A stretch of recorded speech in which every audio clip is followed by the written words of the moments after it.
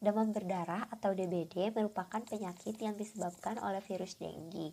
Nah, virus ini dapat masuk ke dalam tubuh manusia melalui gigitan nyamuk Aedes aegypti dan Aedes albopictus.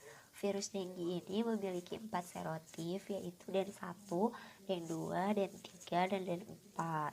Nah, cara pencegahannya biasanya dengan pengendalian faktor penyebabnya, yaitu nyamuk Aedes aegypti tadi. Tetapi pengendalian ini dinilai kurang efektif sehingga dilakukanlah vaksinasi. Nah, pada tanggal 31 Agustus 2016, BPOM Indonesia menyetujui izin edar vaksin demam berdarah, yaitu Dengvaxia, yang didaftarkan oleh Sanofi Aventis, produsennya Sanofi Pasteur dari Prancis. Vaksin Dengvaxia tersedia dalam bentuk injeksi. Komposisinya, vaksin ini mengandung virus tetrapalen hidup yang dilemahkan. Kenapa disebut tetravalen? Karena vaksin ini dapat membentuk antibodi terhadap 4 tipe virus, yaitu virus dengue serotip 1, serotip 2, serotip 3, dan serotip 4. Selanjutnya, kegunaan vaksin DBD. BPOM menyetujui izin edar vaksin Dengvaxia ini dengan indikasi untuk pencegahan virus dengue serotip 1 sampai 4 pada usia 9 sampai 16 tahun yang tinggal di daerah endemis. Penggunaan vaksin Dengvaxia di bawah umur 9 tahun tidak disetujui karena efikasi vaksin yang rendah dan profil keamanannya tidak cukup baik untuk kelompok umur ini. Sedangkan untuk usia di atas 16 tahun tidak ada data efikasi vaksin, sehingga kemanfaatannya untuk usia di atas 16 tahun ini belum dapat dipastikan. Setelah membicarakan vaksin DBD, kita juga harus tahu tentang penyakit demam berdarah ini. Kita masuk ke patologi demam berdarah. Seperti disebutkan tadi, demam berdarah itu disebabkan oleh virus dengue yang dapat menyebar melalui nyamuk Aedes aegypti, Aedes albopictus sebagai vektor. Dengue tergolong ke dalam genus Flavivirus dari keluarga Flaviviridae.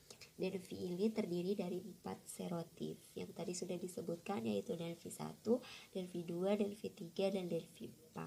Infeksi dengue dapat terjadi dengan intensitas bervariasi, mulai dari asimptomatis hingga gejala parah seperti dengue shock syndrome atau DSS. ADEK akan meneruskan tentang patogenesis dari vaksin ini. Menurut Avirutnan, virus dengue masuk ke dalam tubuh melalui perantara nyamuk, kemudian menginfeksi endotel. Lalu, sistem imun tubuh melawan virus dengan berbagai cara, misalnya aktivasi sistem komplement, sel NK, dan sistem imun humoral.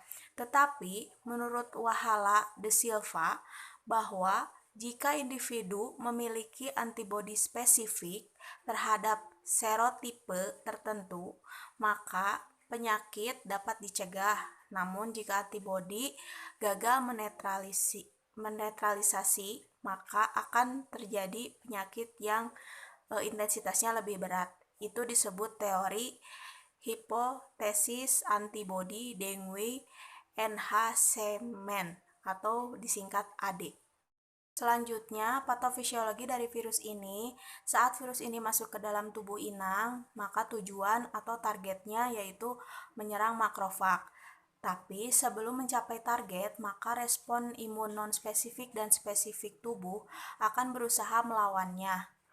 Aktivitas komplement pada infeksi ini menyebabkan meningkatnya mediator-mediator yang akan mengakibatkan kenaikan permeabilitas kapiler, sehingga akan terjadi tanda kebocoran plasma cair, hemokonsentrasi atau bintik-bintik merah pada kulit, hipoproteinemia, di mana tingkat protein ini sangat rendah di dalam darah.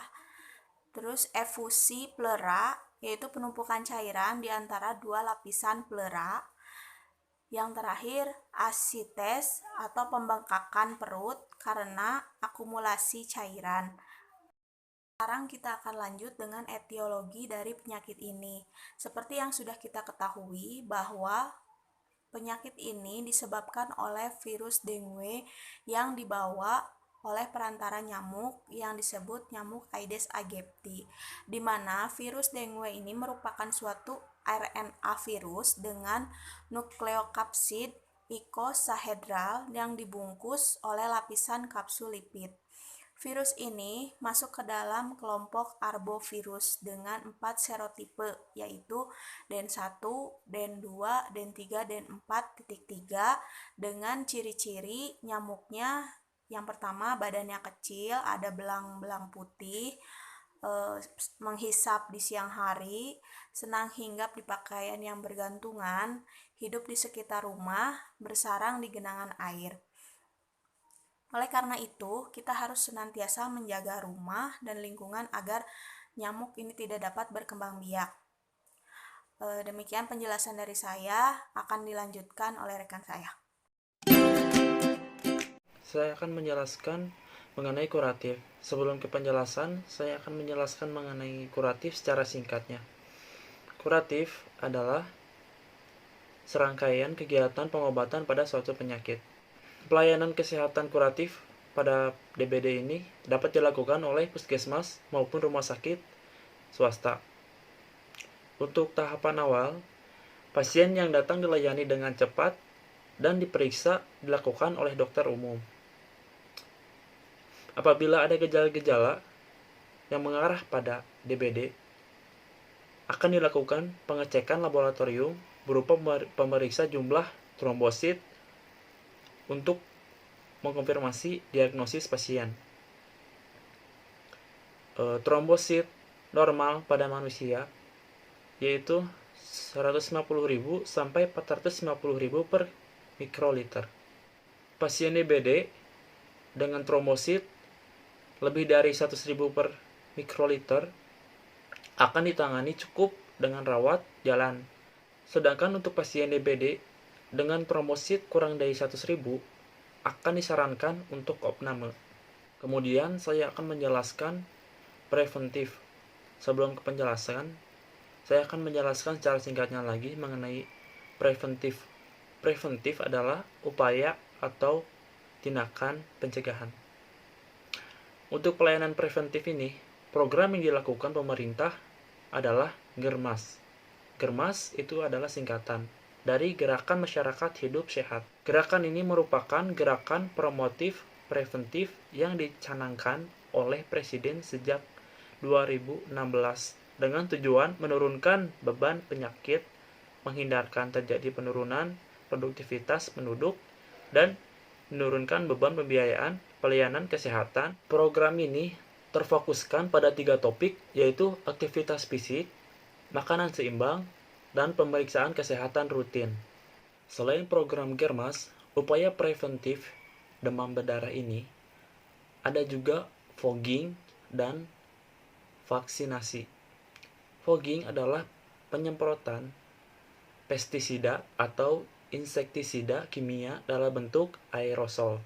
Sedangkan vaksinasi adalah pemberian vaksin ke dalam tubuh seseorang untuk memberikan kekebalan terhadap suatu penyakit. Dan yang terakhir, saya akan menjelaskan mengenai efek samping dan kontraindikasi vaksin DBD. Yang pertama, efek samping lokal. Efek samping lokal ini bisa mengakibatkan nyeri pada lokasi penyuntikan sebesar 32%.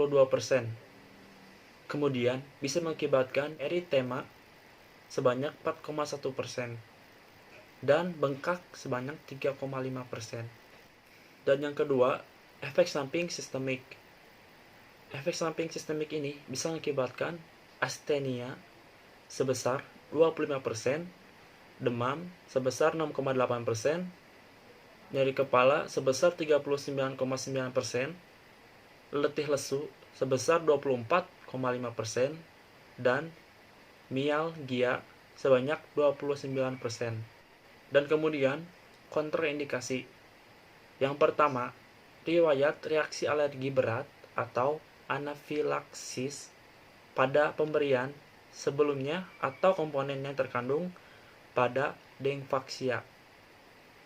Yang kedua, individu dengan gangguan imunitas seperti imunodefisiensi berat akibat penyakit, ataupun terapi.